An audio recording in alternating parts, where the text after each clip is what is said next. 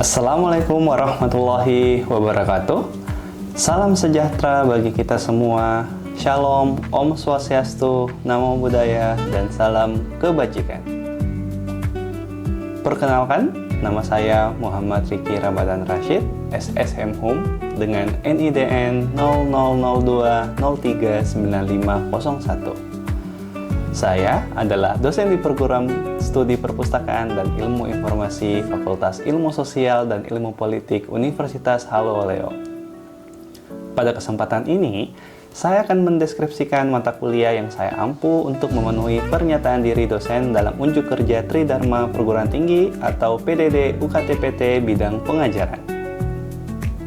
Mata kuliah yang akan saya jelaskan adalah Jasa Layanan Informasi dan Perpustakaan dengan kode mata kuliah CFA 66045. Mata kuliah ini merupakan mata kuliah wajib program studi yang diajarkan pada semester 6, di mana bobot mata kuliah ini adalah 3 SKS yang terdiri dari 2 SKS teori dan 1 SKS praktik. Mata kuliah ini memiliki 6 sub CPMK, yaitu mampu menerapkan etika, disiplin, bertanggung jawab, serta aturan atau SOP dasar layanan perpustakaan dalam simulasi pengantar layanan.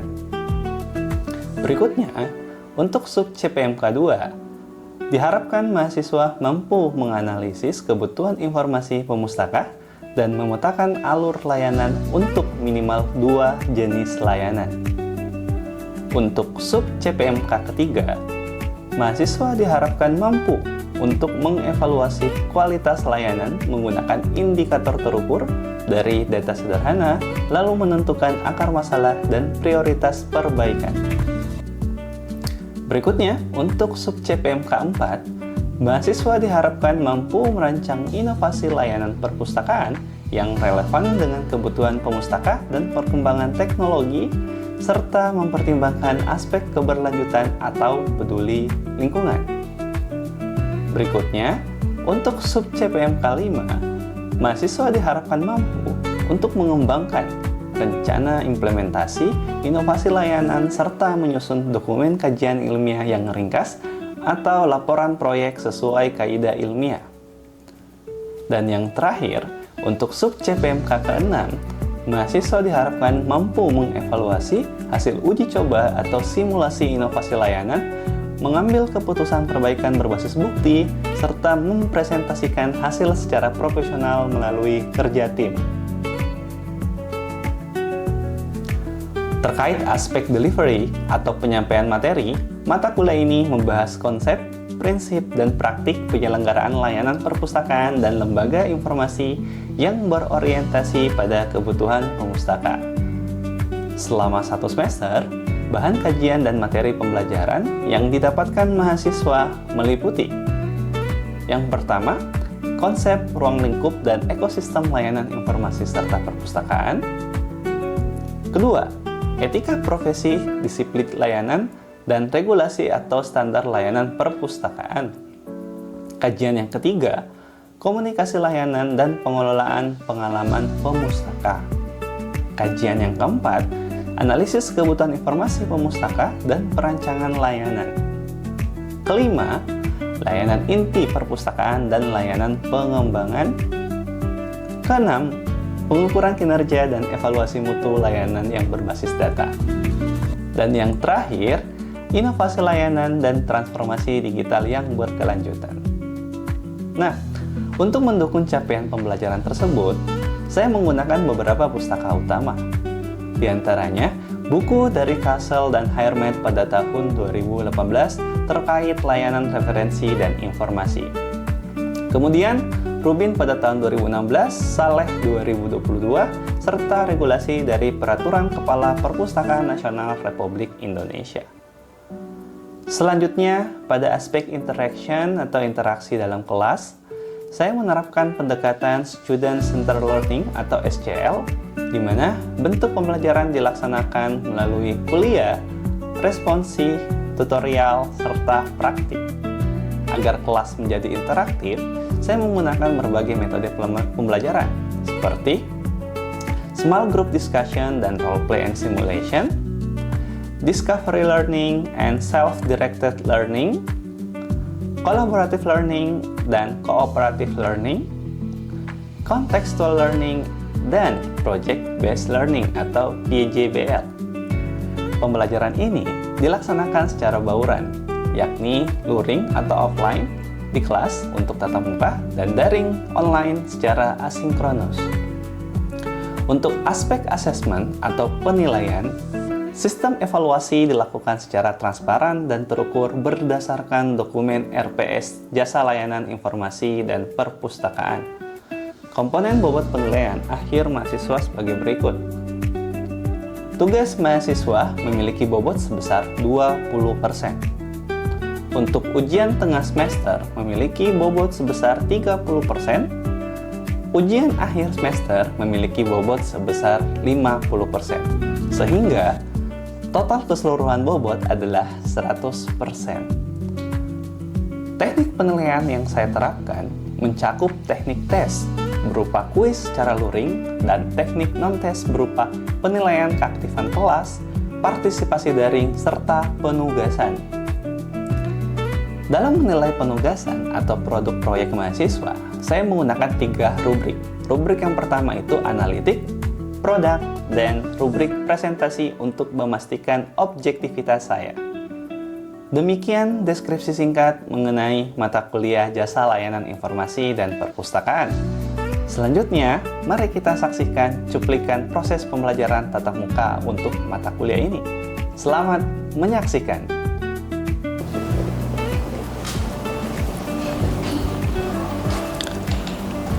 Oke, Assalamualaikum warahmatullahi wabarakatuh. Waalaikumsalam warahmatullahi wabarakatuh. Selamat pagi semuanya. Baik, untuk hari ini adalah pertemuan ketiga untuk mata kuliah Jasa Layanan Informasi dan Perpustakaan. Sebelum kita masuk ke dalam materi kita pada kesempatan kali ini, saya akan review singkat terkait dengan apa yang telah menjadi materi minggu lalu.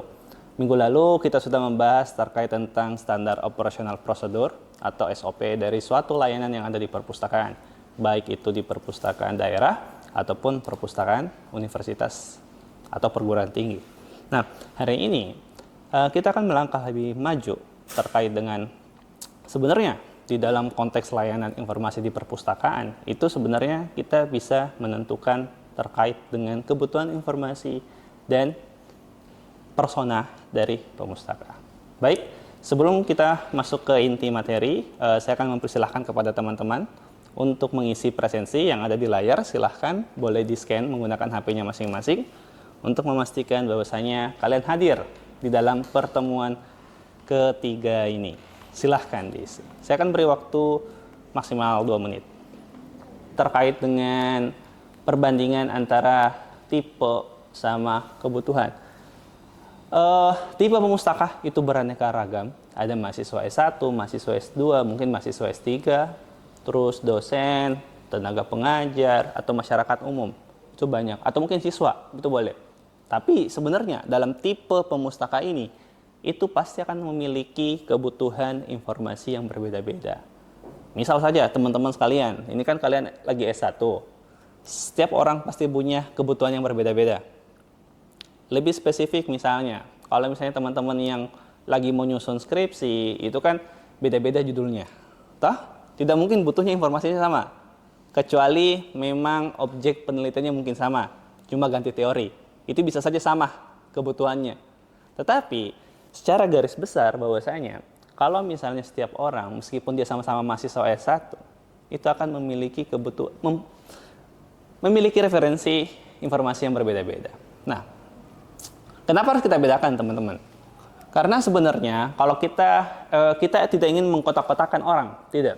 Cuma kita ingin, kalau misalnya nanti teman-teman jadi pustakawan, ketika kalian mengsegmentasi pemustaka, itu kalian bisa membuat layanan perpustakaan jauh lebih bagus, jauh lebih rapi. Jadi lebih nyaman, lebih sesuai. Terus terkait dengan kebutuhan ini, kita juga harus bedakan, teman-teman. Ini adalah pembelajaran masuk dengan ini. Bahwasanya kita sebagai manusia, kita sebagai pemustaka itu sebenarnya ada 2 keinginan. ada dua insting. Pertama itu adalah kebutuhan, yang kedua adalah keinginan. Keinginan di sini ini yang harus dibedakan, dan banyak dari kita bahkan itu pemustaka pun juga beda. Saya butuh ini dan saya ingin ini, itu beda loh. Toh? Butuh itu seperti apa? Butuh kalau kalian tidak dapatkan, itu bisa saja merugikan buat kalian. Toh? Misal saya butuh makan, itu tandanya kalian lapar toh? Atau kalau tidak, konsekuensinya adalah kalau tidak makan, mah. Atau misalnya GERD, bagi yang GERD, toh? Minum, saya butuh minum. Kalau tidak minum ya haus, tenggorokan kering dan seterusnya. Tetapi kalau kita pakai keinginan misalnya, saya ingin makan A misalnya. Semisal kalau tidak makan A, itu kan sebenarnya tidak apa-apa toh? Jadi itu sebenarnya preferensi, keinginan itu referensi. Nah, kita di zaman sekarang itu sebenarnya agak susah membedakan memang kebutuhan sama keinginan, apalagi untuk di generasi sekarang ya. Jadi selalu mau keinginannya ini dituruti, bukan kebutuhan. Kayak bilang, oh saya lebih suka nongkrong di sini karena inginnya bla bla bla, bukan karena saya butuh sebenarnya. Bahkan banyak juga mahasiswa akhir teman-teman, yang dimana kalau misalnya kalian lihat ada itu mahasiswa yang tugas akhir kebanyakan nongkrongnya di warkop untuk kerja skripsi. Itu kan sebenarnya agak susah ya dibedakan, itu apakah itu kebutuhan, apakah keinginan. Itu balik lagi ke orangnya. Terkadang memang ada orang yang dimana ketika mengerjakan skripsi atau mencari informasi, itu memang dia membutuhkan tempat yang nyaman bagi dia. Bukan cuma sekedar ingin nongkrong, bukan. Tetapi memang karena butuh tempat yang nyaman. Nah, sama dengan ini halnya. Jadi, kita harus membedakan bahwasanya saya adalah pustakawan. Dan pemustaka saya adalah tipe orang yang berbeda-beda. Setiap orang memiliki kebutuhan yang berbeda-beda. Nah, dari kebutuhan ini, itu yang akan kalian tanyakan. Bukan kalian tanya begini, semisal, ini gambaran singkat saja terkait dengan materi kita yang berikutnya. Semisal kalian ingin tanya kepada pemustaka, bilang, kalian butuhnya apa? Saya butuhnya ruang baca yang nyaman misalnya. Saya butuhnya ruang baca yang dingin. Oke, masuk akal. Kalau misalnya tanya, kamu inginnya apa di perpustakaan ini? Oh, saya inginnya internetnya cepat sekali, saya inginnya ada kantin, saya inginnya komputer perpustakaannya itu pakai Apple misalnya. Itu keinginan. Bukan kewajiban pustakawan untuk memenuhi keinginan dari pemustaka. Karena kenapa? Seperti yang saya jelaskan sebelumnya bahwasanya keinginan itu kadang memang balik ke egonya seseorang masing-masing. Bahkan bagi saya ya, kalau misalnya saya ditanya, Pak Riki, kalau misalnya perpustakaan, ditanya sama orang pustakawan, bahwasanya Pak Riki inginnya apa di perpustakaan ini? Saya inginnya mini teater, yang tempat di mana gedung perpustakaan ada ruangan spesifik untuk menonton film. Itu saya inginnya begitu. Tapi pertanyaannya, kalian mampu tidak untuk mewujudkan itu? Makanya yang kita butuhkan adalah kebutuhan yang sekiranya ada dan tidak adanya itu berpengaruh spesifik kepada keseluruhan layanan. Nah, setelah ini saya akan menanyakan kepada salah satu di antara kalian terkait dengan, kita akan diskusi terkait dengan di perpustakaan yang pernah kalian kunjungi atau mungkin perpustakaan kampus, ada berapa jenis pemustaka yang sering ditemui. Saya akan kita mengajak diskusi. Ada yang mau menjawab? Kira-kira di perpustakaan kampus atau misalnya perpustakaan yang pernah kalian datangi itu pemustakanya tipe apa saja? Saya, Pak. Oke, boleh, silahkan. Perkenalkan, nama saya Salma Dwi Pratiwi. Di sini saya ingin menjawab tentang pertanyaan Bapak. Ada berapa sih tipe pemustaka? Nah, tipe pemustaka yang saya tahu yaitu yang pertama mahasiswa S1, mahasiswa S2, mahasiswa S3, dosen, dan juga masyarakat atau yang umum. Yang gitu. umum. Nah, menurut Salma, kalau misalnya dari 5 tipe itu, apakah mereka memiliki kebutuhan informasi yang sama? Menurut saya tidak, Pak. Karena setiap pemustaka itu memiliki kebutuhan dan keinginan mereka tersendiri, tidak semuanya sama. Tidak semua sama. Iya. Nah, kalau misalnya Salma sendiri, kalau misalnya ke perpustakaan itu butuhnya informasinya apa? Kira-kira? Kalau saya sendiri butuhnya itu referensi tentang skripsi, karena saya mahasiswa semester 6. Oh, masih semester 6 ya. Oke, baik. Terima kasih Salma atas diskusinya. Baik, kita akan masuk ke lanjutan materinya berikut. Diskusi kita terkait dengan di perpustakaan kampus itu sebenarnya ada banyak tipe pemustaka. Tadi dikatakan oleh Salma, itu menurut dia ternyata ada 5. Ada mahasiswa S1, S2, S3, dosen dengan masyarakat umum. Nah, di setiap perpustakaan itu juga pasti akan berbeda juga tipenya. Karena kalau misalnya kita berbicara tentang perpustakaan Provinsi Sulawesi Tenggara misalnya, atau perpustakaan modern kan ya. Di perpustakaan modern itu kan sebenarnya masyarakat umum, iya benar, masyarakat umum. Tetapi dalam masyarakat umum itu ada beberapa lagi kategorinya. Seperti anak SMA, SMP, SD, atau bahkan mungkin anak TK bisa saja. Nah, oke. Persona versus orang random. Nah, berbicara terkait dengan persona, apa sih persona itu, Pak? Sebenarnya, persona itu adalah representasi yang realistis berdasarkan data. Jadi, ketika misalnya kalian menentukan persona, itu harus berdasarkan data, harus berdasarkan tentang apa yang menjadi hal-hal yang konkretnya. Sebagai contohnya seperti begini.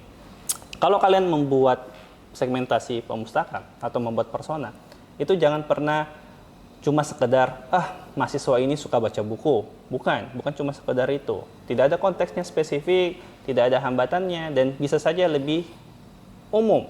Misalnya, kalau misalnya saya tanya kalian ini siapa? Saya suka baca buku. Semua orang juga banyak yang suka baca buku. Jadi ibarat kata persona itu adalah karakteristik kalian, apa yang membuat kalian unik. Kalau misalnya dalam penelitian itu mungkin kita bisa relasikan dengan novelty, apa yang menjadi kebaruan, apa yang menjadi keunikannya kalian. Nah, sedangkan persona itu kurang lebih seperti begini. Jadi harus spesifik namanya siapa. Jadi misal, Rania umur 22 tahun, dia adalah mahasiswi yang sedang menjalani skripsi semester 7. Konteksnya, dia suka mencari informasi seperti apa? Dia pakai HP, dia pakai handphone, dia pakai gawai. Terus dia setengah mati cari informasi karena waktunya terbatas. Kenapa waktunya terbatas? Mungkin dia kerja, atau mungkin dia sibuk kesana kemari dan seterusnya. Terus pain point-nya, kesulitannya, dia bingung cari indeks jurnal yang terindeks internasional. Dia kurang tahu caranya. Dia akses Scopus misalnya, Almetric, atau mungkin di Elsevier, itu setengah mati. Terus apa yang menjadi kanal favorit dari Rania? Kanal favorit dari Rania itu adalah WhatsApp, dan dia berharap ada notifikasi email dari perpustakaan. Nah, semakin spesifik persona yang kalian buat, itu semakin tajam nanti dari solusi layananmu. Jadi ini adalah persona. Setiap orang akan punya personanya, teman-teman. Bahkan sebenarnya diri kita sekarang itu ada yang membedakan kita dengan orang lain. Bahkan secara gamblangnya, di dalam perpustakaan itu, pasti pustakawan itu mempunyai karakter yang berbeda-beda. Dan kalian mungkin sebagai pemustaka itu juga membuat persona dari pustakawannya. Nah, analogi sederhana mungkin kurang lebih seperti begini. Semenjak kalian datang di kampus di prodi ini, kalian pasti melihat beraneka macam dosen, toh? Iya. Setiap dosen punya personanya masing-masing. Ada dosen yang galak di kelas, tapi ramah di luar. Ada yang galak di kelas, galak juga di luar. Ada yang baik dalam kelas tapi galak di luar, toh? Atau bahkan ada yang baik di kelas, baik juga di luar. Itu beraneka macam. Itu namanya persona. Persona mungkin lebih spesifiknya personal brandingnya seperti apa. Tetapi itu persona karakteristiknya, dia kebutuhannya apa. Dan umurnya juga pasti berbeda-beda. Nah, mungkin misal contohnya persona saya, Ricky umurnya sekian 30-an misalnya. Dia adalah seorang dosen prodi perpustakaan dan ilmu informasi. Apa yang menjadi kebutuhan saya? Konteksnya adalah saya sering menggunakan handphone saya untuk mencari informasi. Apa kendalanya? Ya waktu terbatas karena tidak setiap saat saya menggunakan HP saya. Nah, kemudian pain point-nya seperti apa? Ya mungkin mencari informasi, mencari artikel yang relevan 5 tahun terakhir misalnya. Terus kanal favorit dari saya itu adalah Instagram misalnya. Saya lebih suka tektokan sama perpustakaan itu melalui Instagram, seperti itu. Jadi setiap orang punya personanya masing-masing. Oke, ada beberapa hal komponen wajib ketika teman-teman nanti menjadi seorang pustakawan, terus ingin membuat persona dari pemustaka. Pertama, pastikan ada nama dan profilnya. Nama, usianya, jurusan, cukup 2-3 kalimat, tidak usah terlalu panjang. Jadi nanti teman-teman ketika misalnya di pustakawan sekolah, itu nanti ditanya, kalau mau tahu personanya, oh ternyata setiap hari Selasa misalnya, ada anak datang ke perpustakaan. Setiap minggu pasti akan datang di hari Selasa. Nah, kalian coba tebak, kalian coba make sure personanya ini anak seperti apa. Kalian tanya, namamu siapa misalnya, umur berapa, dari kelas mana, kan? Atau mungkin dari penjurusan mana. Kalau misalnya sekarang SMA ada peminatannya. Atau kalau di SMK jurusannya apa. Itu lebih spesifik. Jadi nanti kalian akan tulis di bukunya kalian. Biar kenapa? Biar tahu kebutuhannya seperti apa. Karena kita tidak bakal tahu. Teman-teman mungkin bisa relate ketika di perpustakaan sekolah dulu. Orang ternyata di perpustakaan sekolah kan sebenarnya bukan cuma sekedar baca buku toh, ada yang nebeng untuk melarikan diri, tanda kutip. Jadi ada yang pengen istirahat misalnya, atau misalnya pengen apa ya, tidak terlalu sudah malas berinteraksi dengan teman-temannya. Atau mungkin memang ada spesifik yang cari buku. Bahkan ada yang lebih ekstrimnya, mungkin dia sudah baca semua buku yang ada di perpustakaan, selain buku pelajarannya. Karena tidak mungkin buku pelajaran dia ulang terus. Oke, berikutnya tujuan informasi. Apa yang menjadi motivasi orang itu dalam mencari informasi? Dia ke perpustakaan ngapain? Dia cari informasi itu ngapain? Untuk apa? Oh, saya cari informasi, saya masuk perpustakaan, Pak, itu karena saya mau selesaikan bab 3 saya dalam 2 minggu misalnya. Nah, itu kan tiap orang berbeda-beda. Ada yang bilang selesaikan bab 1 dalam 3 bulan, ada juga. Ada yang bilang, nanti saja deh semester depan deh. Nah, itu ada juga. Jadi setiap orang punya informasinya berbeda-beda, beda tujuannya. Ketiga, untuk konteks situasinya, kapan dan di mana mereka mengakses informasi? Apakah pagi sambil rebahan di kosan atau mungkin siang ketika jalan-jalan di kampus? Nah, ini dikonfirmasi lagi ke pemustakanya seperti apa, apalagi di perpustakaan kampus. Nah, biasanya mahasiswa, sepanjang pengalaman saya, bahwasanya mereka kebanyakan mencari informasi itu di kampus. Karena kenapa? Ada wifi gratis. Kalau misalnya di kosnya ada wifi gratis, tidak ada masalah ya. Mungkin orang yang, teman-teman yang tinggal di kos ada wifi-nya, mungkin ya cari informasi di kos saja. Tapi buat yang setengah mati paket datanya, itu lebih prefer kayaknya secari di kampus saja informasinya. Nah, dulu saya waktu kuliah juga seperti begitu. Jadi dulu kan tidak sebanyak sekarang ya titik-titik wifi ya. Maksudnya dan harga data pun juga beraneka rasa. Jadi dulu langganan saya itu adalah pasti ke dekat perpustakaan fakultas. Karena hanya di situ yang internetnya cepat. Jadi habis maghrib ke sana, pukul nyamuk. Memang cari internet, benar. Ini serius. Karena memang dulu cari internet cepat, murah, itu susah. Minimal yang paling murah itu kita masuk di coffee shop, toh. Tapi tidak mungkin juga coffee shop juga tiap hari. Kasihan kasirnya bosan, lihat saya tiap hari. Jadi kadang saya sama teman-teman saya ke kampus malam-malam, habis maghrib, nongkrong di kampus sampai jam 10. Karena memang cari internet, cari informasi. Berikutnya yang keempat itu adalah pain points-nya seperti apa hambatannya. Saya tidak tahu cara filter jurnal di Scopus misalnya, atau di Elsevier misalnya. Nah, itu tanya, kamu masuk di perpus, kamu masuk di perpustakaan, kira-kira kendalamu apa? Apakah kamu tidak nyaman sama pemustakanya? Apakah kamu tidak nyaman sama pustakawannya? Atau kamu kurang nyaman sama fasilitasnya? Atau kamu kurang paham menggunakan opak misalnya? Ataukah kamu kurang paham dalam mencari buku di rak misalnya? Karena kan kadang perpustakaan yang sekolah misalnya itu kadang masih berantakan. Klasifikasi bukunya toh masih berantakan sekali. Kelima, preferensi kanal. Tanya kepada orang itu. Untuk membentuk persona, tanya dia sukanya, dia aktifnya di mana lebih tepatnya. Dia aktifnya di Instagram kah, di TikTok kah, di email kah, atau mungkin di WA langsung. Tanya, dia aktif di mana? Kalau misalnya dia aktif di Instagram, nanti di list dari keseluruhan orang, personanya itu aktif di Instagram. Berarti kita harus aktifnya juga di Instagram. Karena untuk me-reach out mereka, untuk mengcover mereka bahwasanya, oh ternyata pemustaka kami itu aktifnya di Instagram. Terakhir, hambatan aksesnya. Nah, ini untuk teman-teman yang disabilitas. Jadi untuk teman-teman disabilitas itu sebenarnya kita harus tahu mereka butuhnya apa. Jadi kalau untuk teman-teman yang misalnya tuli, itu butuhnya huruf Braille misalnya. Jadi pustaka-pustaka yang menggunakan Braille. Kalau misalnya teman-teman yang buta atau tunanetra, itu butuhnya adalah alat bantu dengar misalnya. Atau mungkin jalur khusus untuk mereka. Atau mungkin yang tudadaksa, itu mereka butuhnya jalur landai, di mana untuk memudahkan kursi roda mereka untuk naik atau untuk mengakses semua koleksi perpustakaan. Oke, itulah tadi terkait dengan diskusi kita untuk menebak antara dua persona dari dua cerita yang telah saya berikan di smartboard yang ada di depannya kalian, atau di sampingnya kalian, atau di belakangnya kalian.